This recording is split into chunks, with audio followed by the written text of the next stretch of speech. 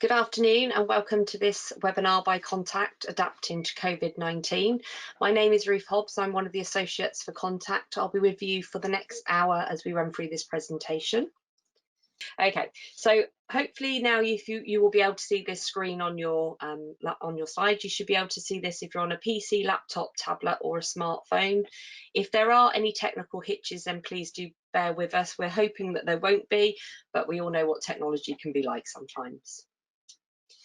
There are a lot of attendees today, so everyone is going to remain muted throughout the presentation.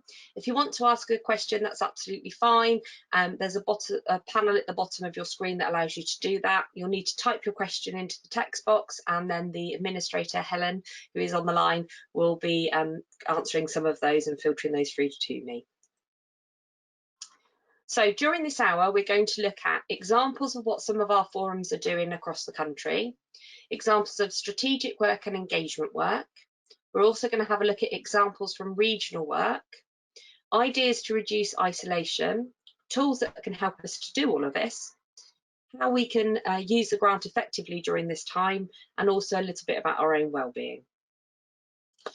So why do we need this webinar? Well, we're in challenging times at the moment, something that a lot of us have never experienced before. So starting from the 16th of March, the UK government started to make restrictions on what we were able to do. And then eventually on the 23rd of March, we went into lockdown. So May has seen some of those lockdowns eased, but we're still living under a lot of restrictions. And obviously during this week, we've now seen schools and businesses start to reopen. But a lot of the things that we do as forums are going to be impacted. So for example, gatherings above 5 are currently not allowed. So this prevents us from doing some of the activity that we would normally do. So during this time, there's a lot of pressures on active forum members. Our current world involves a large volume of juggling. So we're caring for children, and that includes the impact that the current situation is having on them. Some of our children are struggling more than they had been before. So all the appointments and assessments, those are still happening. They're just online or over the phone. They haven't gone away. Then we're juggling homeschool, and we suddenly realised how hard actually schoolwork is. And it's, from my perspective, I'm doing A-levels and GCSEs, and it's very challenging compared to when I was at school. Then there's the feeding everybody. My house has 2 teenagers, and I've suddenly discovered how much they actually eat during the course of the day. All the extra work that comes from everybody being at home and managing all of those needs. On top of that, we're trying to keep in contact with family and friends and checking in to make sure that they're okay in these challenging times. We then have work commitments, and for lots of people, those seem to include a lot of video calls. And then in addition to that, you've got your role within the forum. And obviously, while you're on those video calls, the children are playing beautifully and not squabbling at all. And the pets are not trying to walk across your computer screen as I had yesterday. While all that's going on, we also have all the social distancing and the other things that we need to do that perhaps we hadn't been doing before to make sure that our families are being protected from this virus. And even normal things like going food shopping can take twice the time that it did before. And then somewhere within this, we need to try and find some time to take a break and to recharge and look after ourselves. So all of this makes it really challenging to start thinking about actually how are we going to adapt as a forum to meet the current need. So you may feel that there's just too much to do and we don't know where to start, and that it's all a bit of a juggle at the moment. And I'm going to be honest, a lot of forums are feeling like that. So if you are feeling like that, you're not alone. Our key message from today that we want you to take away is be kind to yourself. You need to look after you and your families, and each person and each forum's capacity is going to be different. We're going to look at different forums, but we want you to bear in mind that not every option will be the right option for your forum, and these are just really ideas of things that you can try. And as I said, things will be very different, and forum members will have different capacity themselves. For example, in our local forum, I'm really fortunate. My children get on with their schoolwork during the day and I have to intervene very few times, whereas some of our other forum active members are not so fortunate and they have to physically sit with their children for the whole day. So please just bear in mind that each person will be different, and that's fine. The most important thing right now is being kind to yourself and getting through this period. So just to emphasise that, we really want you to look after you and the active forum members. Don't take on too much. It's okay to say no. And I'm going to be honest, my forum, if they're watching this, will probably be laughing because this is my real bad thing of being able to say no. But even I have been saying no during this time. It's different. Everything's different, and we have to start thinking about actually how to look after ourselves and get through this. It's okay to take a break if you need to. That's absolutely fine. Teamwork is different to what it was before. Beforehand, a lot of us would have been physically together to give support. So we need to think about ways that we can do that moving forward in a virtual way. Make opportunities for you to have fun still as a forum. It's really important that you're still enjoying being in the forum and that you're still, as the picture shows, people having a laugh. And talk about things that are not forum related. When you get together, don't feel that you just have to talk about the forum. So how can forums adapt during this time and the new way of life that we're facing? So forums are finding the things that we did in the past are no longer possible. So things like coffee mornings, events and information days, drop-ins and attendance at physical strategic meetings have all stopped.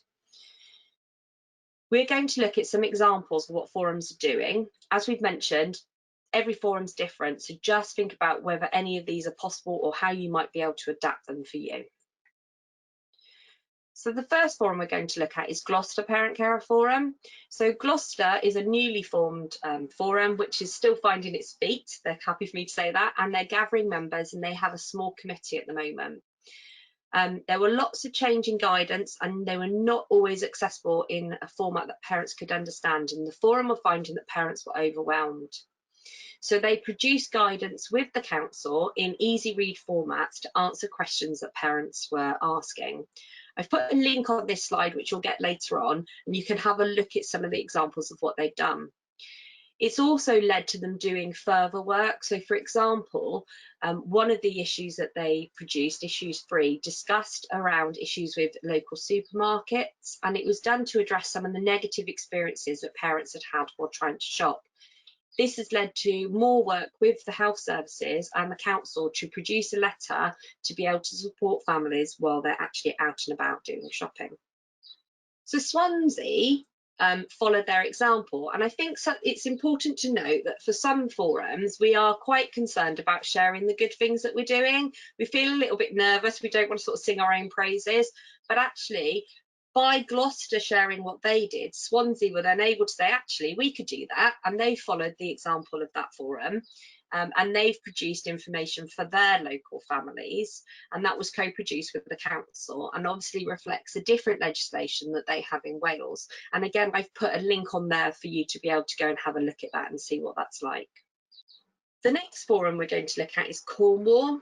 So Cornwall, again, is more of an established forum. They've been around for quite a long time.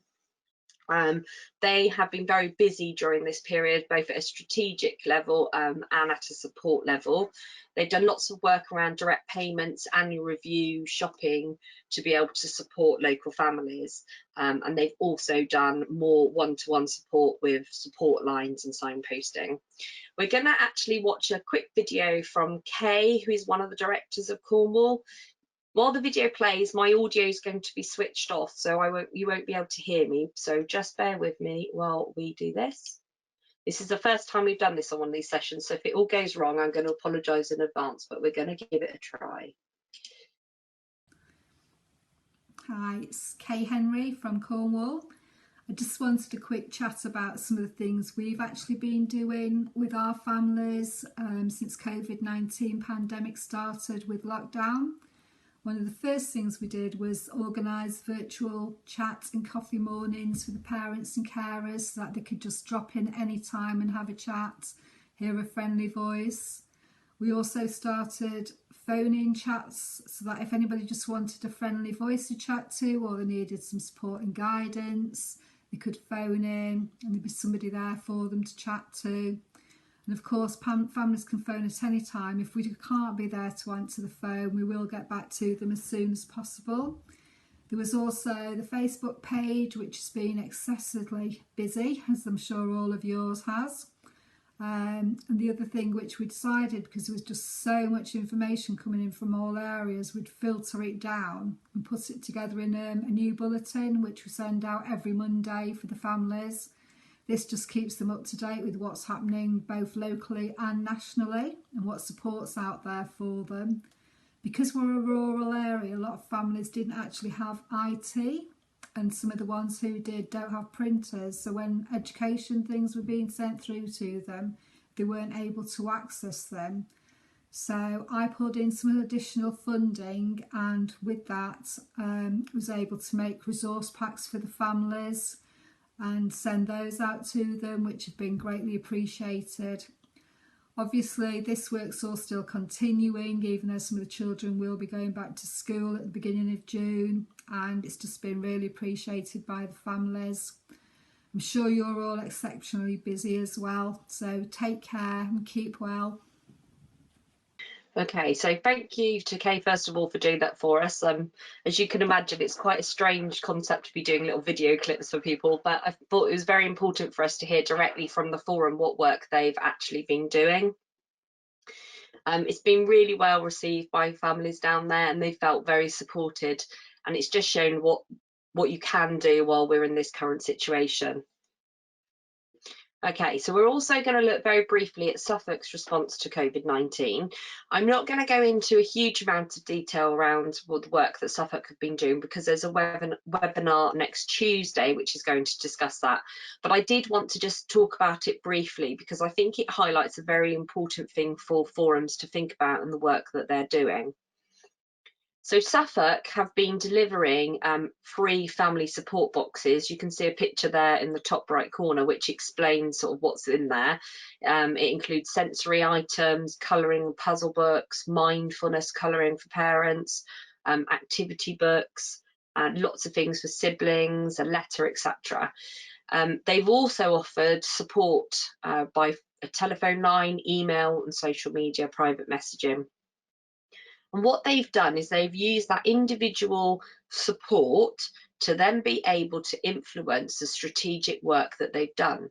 So they've collected data from both of those projects, and they've been able to use that on an anonymised basis to be able to then influence with health and the local authority. So I think it's important to see that link between the individual and the strategic work and how we can make that happen. They're currently running surveys to support. So one is around mental health, and that's their experiences of the last 3 months compared to the three months before that. And then they're talking around some of the strategic work as well that they've done. But as I said, I'm not going to go too much into that, because obviously they're going to be running a session on Tuesday, which I urge you to sign into if you've got capacity to do that. What has been interesting is that this work that they've been doing has actually impacted on their reach. So they've reached over 2,000 children, young people and families in the first 9 weeks. And that's actually also seen the forum have an increase in their membership of over 800 people during this period. So I think it's important to see that the individual work, that support work, that nurturing for your members can also improve your ability to work at a strategic level, and how closely the two are linked. So the next thing we're going to do is have a quick look at participation at a regional level. I've got a video again to show you, which I'll put on at the moment, but the South West have been doing quite a lot of work with the regional leads from NHS England in particular around some of the issues that we've been facing as a region during the COVID-19 situation. So I've got a video to share with you, and again my audio is going to go off in a minute, but the video is the representative from the South West for the NMPCF. So we're going to be introduced to Tina Emery. Just bear with me while I switch across. Hi, my name is Tina Emery, and I'm the South West Regional Lead for the National Network of Parent Care Forums. I've been asked to talk to you today about the region. So in the South West region, we are quite a social bunch. We've got 15 forums in our region, and we normally meet face to face. And normally everyone attends, but of course COVID has scuppered those plans. So we're now having to find new ways of working. So we are using a platform called GoTo. And I'm sure some of you have already heard of that and are using it in your forums currently. But it allows us to get together, talk, share good practice, share bad, find out what's working well in other areas, but also finding new information that can be shared with practitioners as well as parent carers. So we meet probably once a term, usually, and of course we're having to change that currently. So we also use the platform with NHS England and the DFE. And the NHS England, we do have weekly chats via GoTo and Teams, and we've also had forums having conversations with NHS England as a region. So we had about 24 people on our platform when we last met, and it was a great way of conversing and sharing things that weren't working well, and also asking questions of the NHS England team, as well as them asking us questions. So it's working really, really well for us as a region, and it's easy to use. We can use it on phones, tablets, as well as computers. So even for those that aren't very tech savvy, it does work really, really well for us. Okay, so I think that's a really good example for us of how we can still continue to do some of our regional work as well. I think forums appreciate there's things that we need to tackle at a local level, but some of the things that we're dealing with can only be dealt with at a regional or at a national level. The sessions with NHS England have actually been very productive and has allowed them to feedback directly to us about things that are happening and vice versa. So those have been very good interactive sessions. I've had a question around Suffolk and how did they get the surveys out in the first place. I am just going to mention that if you do put in a question, just to be aware, there's a bit of a time lapse before I get it. So I may answer it like a slide later, so I do apologise if it doesn't quite match up with the slide that we're on. So Suffolk are going to go more into detail about what platform they particularly used on Tuesday. But what we will do later on in this session is we are going to have a look at some of the different platforms that are out there, some of the pros and cons, and how to use those. Okay, so some of the things to think about.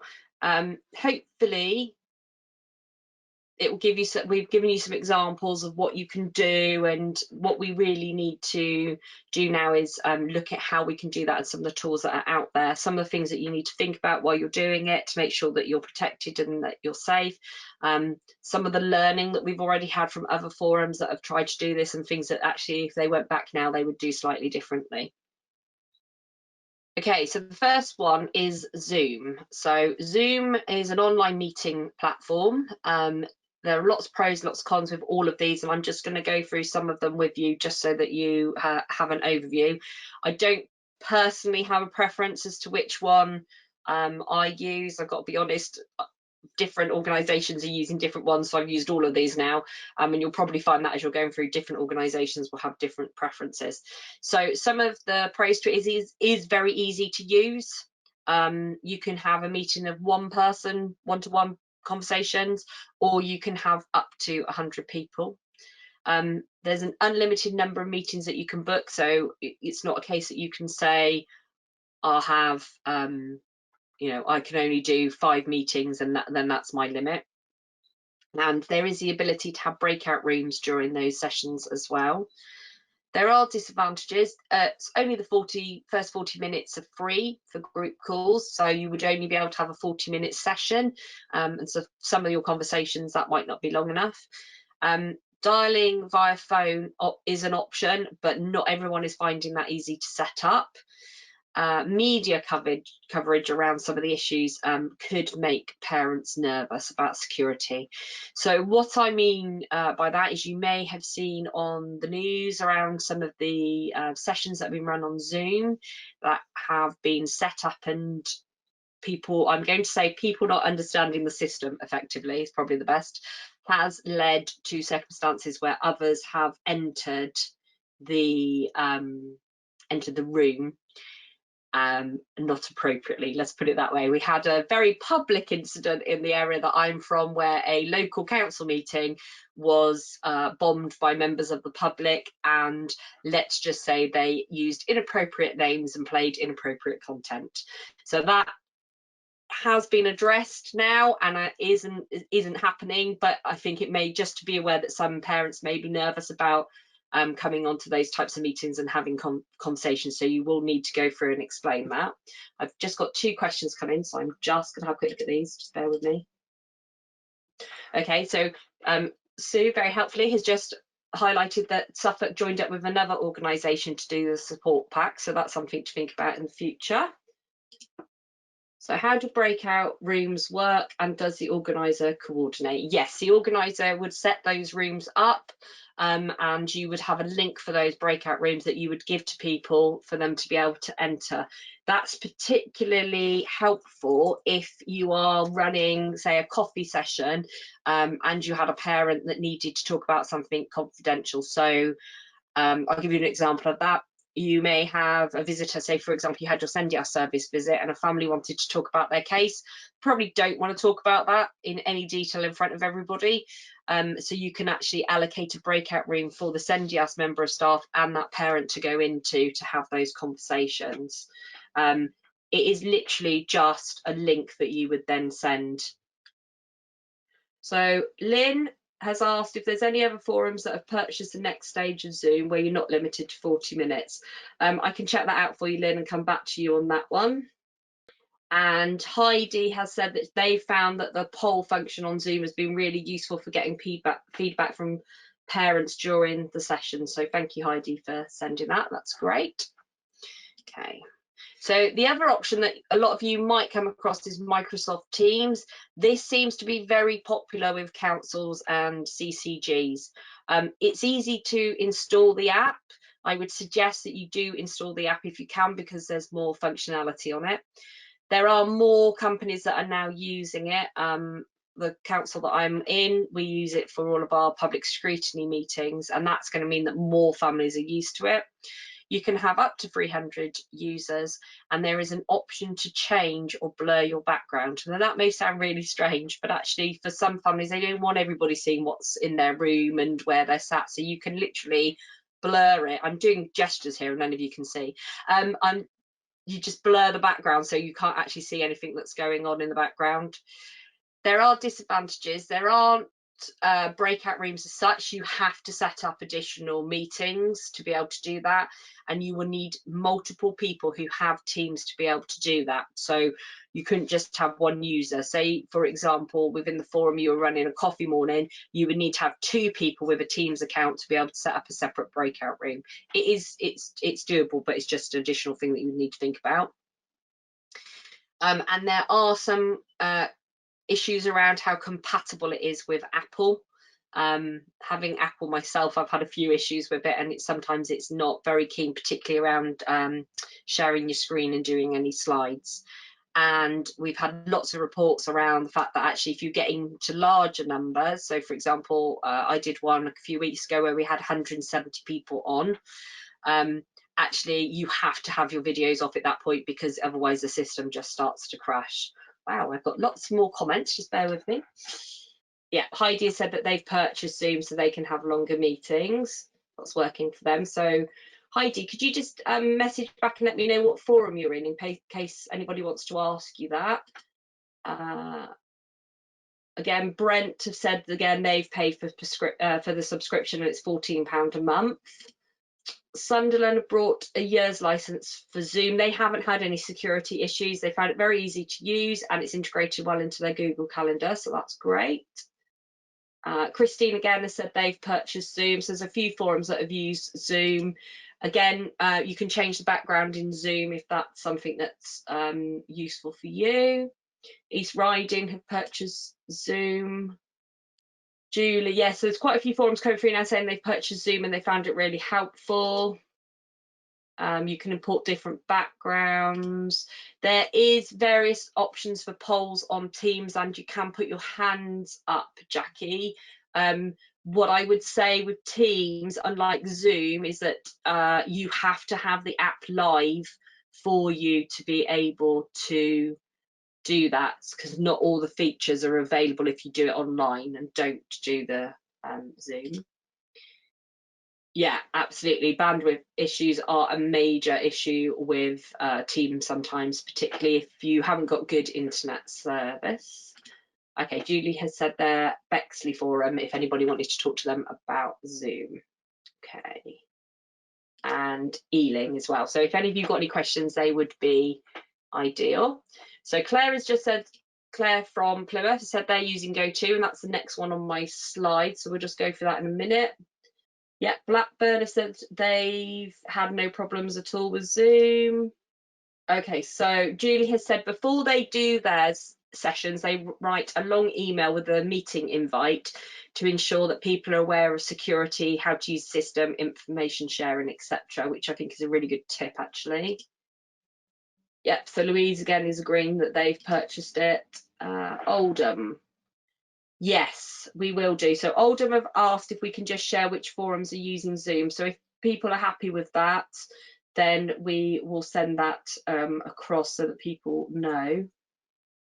The other question is whether anybody that's on Zoom has actually purchased a webinar option.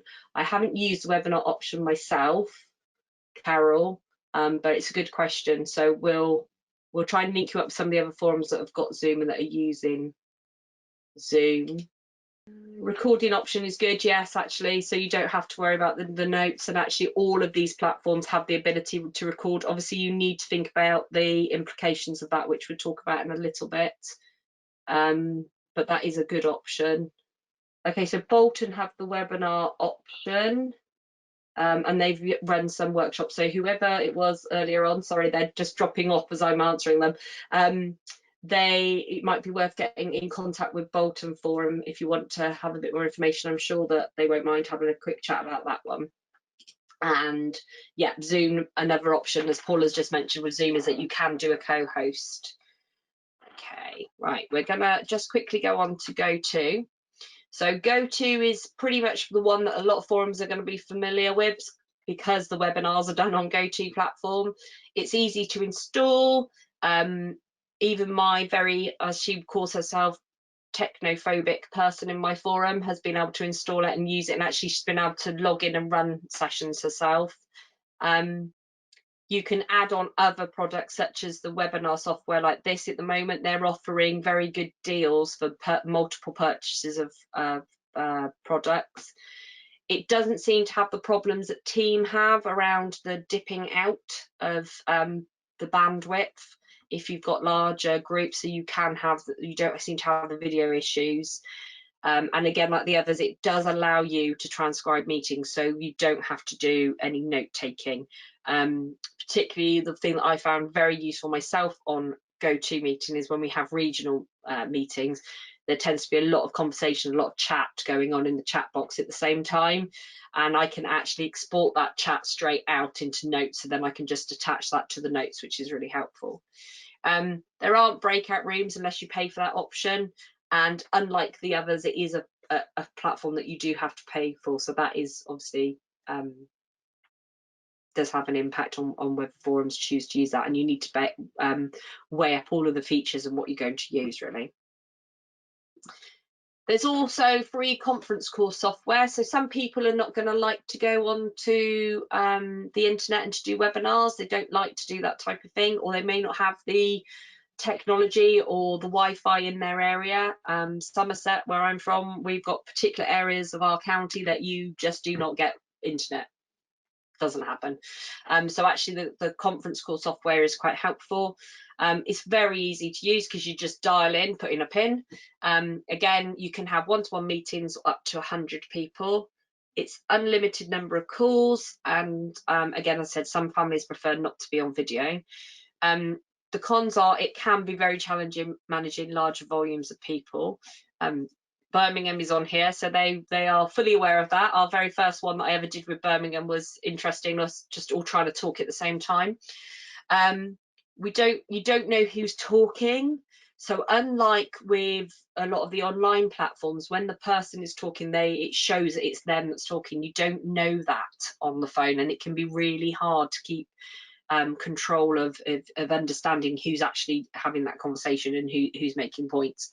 And also confidentiality. It's very hard to tell who is on the phone line, and if the details have been shared outside of your group for any reason, you could have someone on your call and you would not even be aware that they are there. So it's just thinking about that side of things and making sure that anything that you're discussing that is confidential, that you've got that security. Okay, I'm just going to go back to a few more questions that have come in. So Stockport have been using Zoom weekly to do webinars on COVID topics and partnering with the council to do that. Thank you, Paul, for sharing that. Okay, just to put a clarification around Zoom, it doesn't record the faces, just the talking. So it's just the audio that gets recorded. Thank you for sharing that. Worcestershire just said they're using Zoom. West Sussex are using Zoom Pro, and they haven't had any issues with that, and they said one of the benefits is that as a host you get to control the meeting, and I think that's key for all three of those platforms. If you are the person that set up the meeting, you have that control. Okay, so North Lincolnshire have got the subscription to Zoom, so there's quite a few people are going with Zoom, seems to be quite a popular one. Yeah, and with Paul has just mentioned they find it really helpful to go over house rules at the start of online conversations, and we're going to talk about that as well in a minute. Mentioning, yeah, things like not mentioning names of children, professionals at school, etc. Okay, so Julie said they haven't done a webinar yet, but they're planning to. Bolton have the webinar option and they're running some.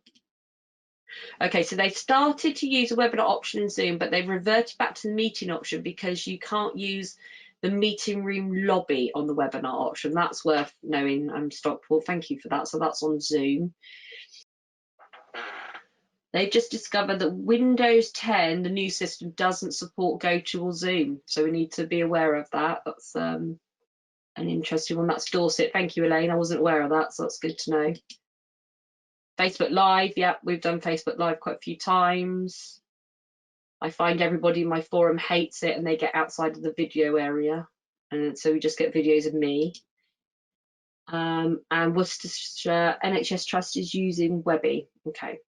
And I've just had one come in from Sarah asking if anybody outside of this would be willing to share their house rules. I think that would be really helpful if anybody's prepared to do that. If you could just let us know and we'll get those circulated out, that'd be great.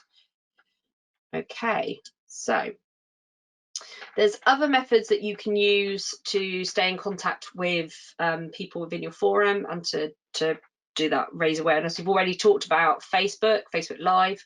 There's Twitter, Instagram, YouTube. I've put YouTube in because I've used YouTube around training, actually, strangely enough. We always do a training session for Senkos that are doing the Senko Award, and that's always May every year. And of course this year we were unable to do that, so we did very much a slideshow presentation like we would do normally, but then recorded the audio, put the two together and made it into a YouTube video. So they were still able to access that training even though we physically couldn't be in the room.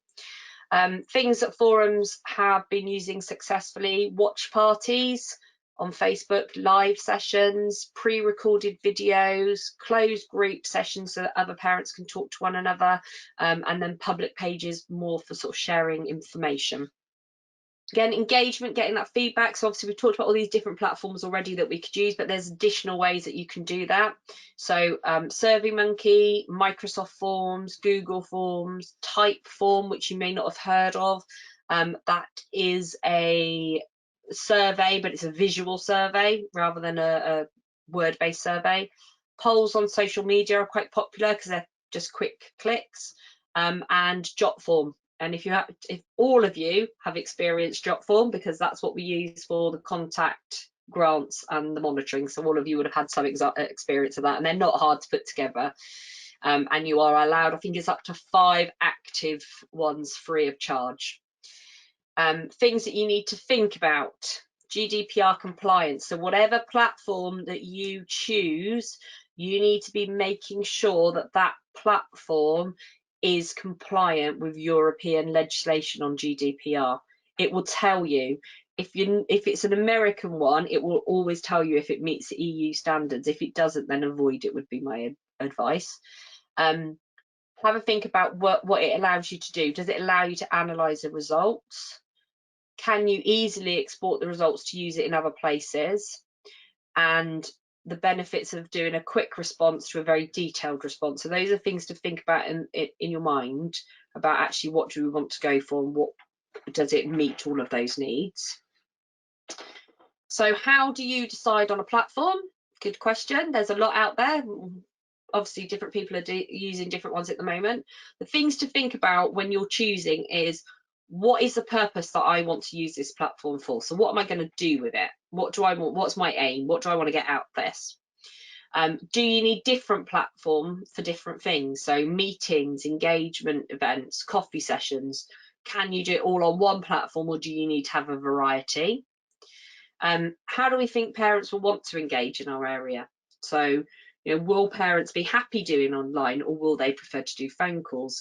What is the medium that your local families prefer to use? You also need to think about what technology do parents have to be able to do this. So think about, are they going to need to be able to do it off of a phone? Will they have a computer? Impact around data as well, and access to Wi-Fi. And also think about what technology the forum has, because not all forum members are going to have access necessarily to technology, and we're going to touch on that a little bit later on as well. I've just spotted a few more questions come in, just bear with me. Brilliant. So Sunderland have got a few basic rules and they're going to send those across to me for sharing. Thank you, Sunderland, that's great. Again, the same for Dorset. Elaine, thank you for that. If you could send them to me, Elaine, that'd be brilliant. Thoughts on house party, which people keep suggesting to me. So those are, I'm presuming you're talking about the live videos. I personally haven't done one. I've spoken to Zara from the NMPCF has done them, and they found them really helpful. So they've picked videos that people have, that they think people will be like. So a lot of them been about mental health, and then they've invited other people to do that. I think that's what Julie's asking about. And oh, Love Typeform, yeah, it is a bit pricey, you're right, but it is very good, and it's very accessible as well. So it's whether it's so that's Bolton. I agree, and for us we felt that it was worth it, but obviously it depends on your own personal circumstances. Sorry, I'm flicking from screen to screen and it's jumping a little bit, so I do apologise. So we said about the fact that actually we need to think about whether we've got the right technology to be able to do this. So the DFE have been a little bit more flexible this year about the use of the grant. So we need to think about what we're going to need. So for most of us, when we do our grant applications, bearing in mind Monday, so I know some of you will still be thinking about this, we would normally be thinking about money to run face-to-face engagement events, putting on information sessions, but under the current circumstances, we don't know if that's going to happen. We have no idea what our world is going to look like in September, January, February time. And it may be that actually, if we're going to be doing more virtual sessions, we're going to need different resources. So we need to think about that. We need to think about, do we need to purchase any software to facilitate any of our online engagement? Do you want to think about purchasing tools like SurveyMonkey, laptops, tablets, to be able to actually physically run these sessions, to be able to manage that? Also, do we need to think about some of the practical things? Do we need to think about Wi-Fi extenders? If you're in a house where, let's be honest, we have, in my house, for example, there's me working in one room, my husband working in another room, and both my children are working online. So, is your Wi-Fi able to physically cope with that level, or do you need to think about having mobile Wi-Fi for the forum if you're working from home, or for any of your parents that are involved in the committee that don't have Wi-Fi? Is there anything that you need to purchase? So you need to think about all of those things. So think about what additional costs you might incur for families without internet. So if you know, we want to keep in contact with all of our families, and as we said earlier, the internet is not for everybody. Not everybody has access. So additional postage costs if you've got to be sending stuff out to families in hard copies. Any additional phone charges that you might incur. You know, is your phone cost this year going to be higher than what it has been previously because you're phoning people more? Do you need to think about things like a free post address for people to be able to keep in contact with you? Also think about things like your expenses are probably going to drop this year. So the amount that you may have allocated for expenses for travelling to strategic meetings is going to probably be less because you'll be doing more at home. But in addition, some of your other work may have changed. So do you need to think about extra staff hours? And I think it's worth mentioning at this point that previously it's always been 50% is the maximum of the grants, but for this year only, the DfE have agreed that it can be up to 75%. So just be aware of that. See, Julie's preempted me. Thank you, Julie. And the 75 might be useful for some forums, particularly if you're running more social media and online events. It may be that you need staffing. So if all of this makes you pull that face, that's fine. We've all done that. What I would suggest is you talk to your contact advisor if you're not sure. Basic rule really is, for me, is think about actually, can I, if I'm wanting to put something into my grant, do I have a valid reason? Can I justify why I want to do it? And then have that conversation with your advisor. But just going back to our key message, it's about you right now. I'm not going to burst into a McFly song, don't worry. But just remember that right now, the priority for forums is to look after you and look after your forum members, so that when we come back into some level of normality, and we will, one day we will get back to normal, people, then you will be ready to get up and going and do what you were doing before, or even find that some of the new ways of working are the ways that you use moving forward. We've pretty much already decided that as a region, is that we are going to be doing less face-to-face and more online because of the travel. In addition, Contact have arranged for up to 8 members of each of the forums committee steering group to be able to get additional support.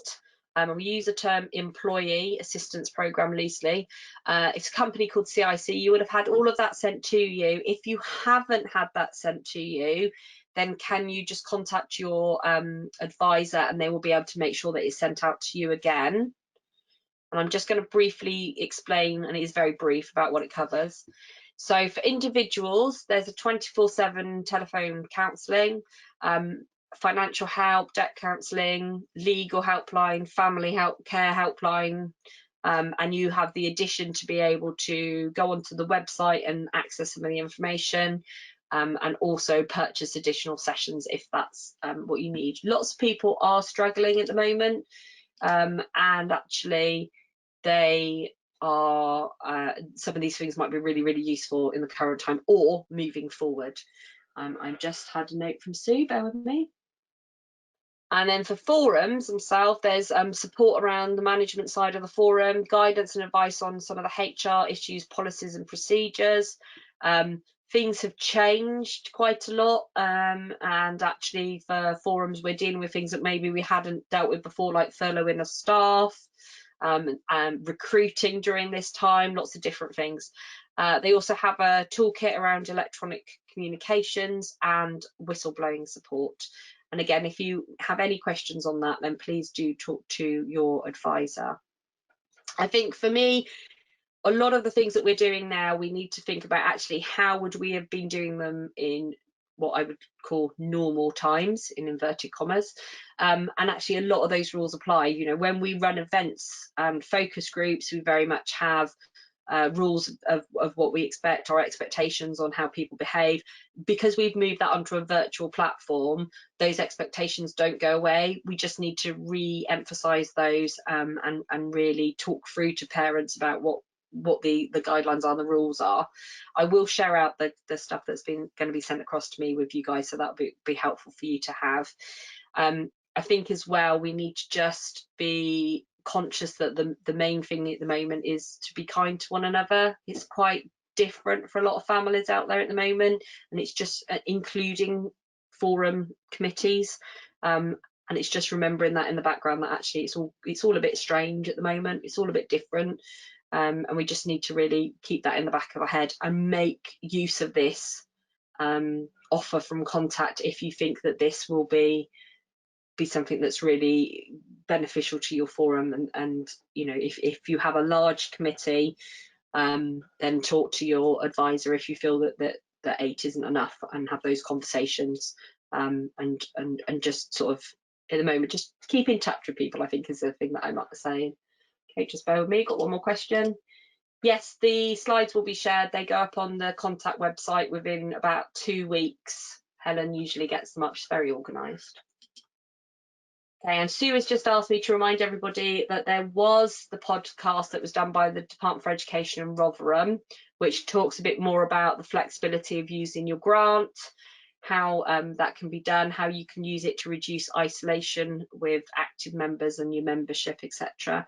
And just to remind you again, I know we mentioned it earlier, but there is that webinar taking place on Tuesday, which is Rotherham, Lewisham and Suffolk, talking about reducing isolation and increasing wellbeing amongst members. So if you can't make that session on Tuesday, as with all of the webinars, they are recorded, so you will be able to access that afterwards. Okay, just one more question come in. Yes, so I've been asked by Sarah if someone could also share their rules for the Facebook page. Yes, Elaine and somebody else that's gone out of my head now, sorry, agreed to send them across to me afterwards, and then we'll get those shared out with people. Okay. So we've come to the section really for questions and answers. I'm conscious that I've tried to answer as we're going along. There's a huge amount of information. So if there's anything else that you want to ask at this point, feel free. I'm just going to pause for a minute, grab a drink, and let you do that. Oh, okay, Elaine is asking, rather than saying she's going to share, she's asking for others to share. That's fine, Elaine. There's a few people that have already done that, so we'll get those out. I'll talk to Julie about whether we can, with people's permission, if we can put those up onto the website, maybe along with the slides. Well, that's an interesting question. Who are forums choosing to send packs to if they have a large membership?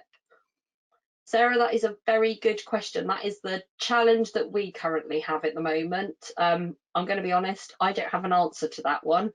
It might be worth putting on the NMPCF closed group if you're in that, and asking there for the ones that have sent out packs. And also, if you do tune in on Tuesday, we could ask Suffolk how they've made that decision, and how they've done that. And then we can take that forward. I'll just make a quick note to myself to ask Suffolk that, and we'll get you an answer to that. Okay, so the podcast coming soon about getting funding, decision making, etc., that's going to come through with COVID, because obviously that's a bit of a challenge as well at the moment, trying to make decisions as a steering group when you're not physically together. And that's going to be done by Community Matters, and they're also doing, there's more stuff around governance, so that would be quite useful, I think, for forums to make sure you're still able to do the proper governance and financial arrangements during this time. So I've been asked about access to the Rotherham DFE podcast. That's still accessible. You can access that, Rachel, and we can make sure that you get a link for that. What happens if some committee members aren't able to do the work for the forum because of their needs? Absolutely, and the forum's still operational and things are changing so fast. How do we keep them up to date without it being an added stress? So I think my advice to you on that one would be that you need to have those conversations as a committee. Some people are happy to continue getting emails, but they may not want to respond or be able to respond to them. Some of them may need to take a leave of absence, and you need to make sure that your governance is correct and supports that. So I think that's the type of thing that you need to have a conversation as a steering group, and talk to your advisor if you have any concerns about being correct for decision making. How does delivery and work and costs from sending things to families? So I think it's key to mention that Suffolk had support from another charity, so they were able to get funding from that charity. Somerset are just about to send their packs out, and again we've got funding externally to be able to do that. I would say there is quite a lot of small pots of funding out there, which you and I both know as parent care forums, we can make small amounts of funding go a very long way. And actually that's helped to cover some of those costs around getting packs out to families. How do you manage the local PCF AGM if you don't have anything like Zoom? So if you don't have access to any of these packages, all of the regions do. So all of the NMPCF regions have access to GoToMeeting software. If you are struggling and you need to ensure that you are doing your compliance around things like AGMs, then talk to your contact advisor and your regional advisor together, and they will be able to support you about potentially accessing that software to do that. And it may be that under the times that we are, you may have to make a decision about when you're going to actually do that. What types of packs we've done. So again, I put a picture up earlier on about some of the stuff that Suffolk have done, and there's other examples, but I can share that with you outside of the meeting. That's fine. It's mainly around well-being, mental health, access to good quality information, really. Yeah, and Sue's right. If you've got any queries about AGMs and whether the current situation, there is some flexibility at the moment around that, particularly for companies. So it's worth getting in contact with Community Matters. Remember, you've all got free access to that, so use it. And they can advise you to make sure that you are compliant with your governance structure. Okay, so it's gone quiet. I know as soon as I say this that everybody's going to do a flurry of questions, because that's what happens to me every time I do these. If you do have any more questions, absolutely send them across and we will try our hardest to get those answered for you, or put you in touch with another forum that's doing the work that you're asking around. The slides are going to be available after this session. I said it usually takes a couple of weeks for them to be put up, but Helen is amazing, she's very good. And they included in those slides, I've also put some more examples. So I've put an example of Wiltshire and the work that they've been doing, and a link to their website, information around Lewisham and Rotherham, which again I said you'll be able to find out more about on Tuesday. And there's 2 slides that have got useful links to some of this software and different things that you can try. There's also a webinar that I did earlier on last year, which talked about technology, and the different types of technology that are out there that you can use, particularly for free for forums that obviously are struggling around the finance side of things. Oh, see, told you, 2 more questions come in. Okay, so Ease Riding said that they managed to secure a small grant for resources, and then they got the council, the local authority, to match fund it for printing. So that's really good, well done. Yeah, there's lots of information I can, if we, so I've just had one around, sorry, around governance and policies. There's lots of policies on the contact website, but please do contact your advisor if there's any in particular that you need, and they can link you up. Policies of the CIC need to be a little bit different. There's a few of us that have got CIC, so we're more than happy to help with that. That's fine. And again, yeah, so Community Matters can advise you around funding, so that'd be great. Okay, so I think that's all the questions, and I know I'm going to see them popping in the corner now when I say this. Any more questions, that's absolutely fine, just send them in and we'll try and get those answered for you. As I said, the slides, etc., will go live. After we've finished today, there will be a short questionnaire that launched, and we ask you if you can just complete that, because that helps us with planning any future events for you and any more webinars. As I said, it will take a couple of weeks for the recording to be edited and put up onto the website. So hopefully she'll edit out all my ums as we've been going through. And just keep looking on the contact website, because that will give you indication of all the webinars that are coming up. There's a lot coming up in the future to help forums. So all that remains really is for me to say thank you very much for joining me today. I've enjoyed delivering this presentation for you, and I hope it's inspired you and given you some ideas of things to do. Hope you have a lovely rest of the day. Goodbye for now.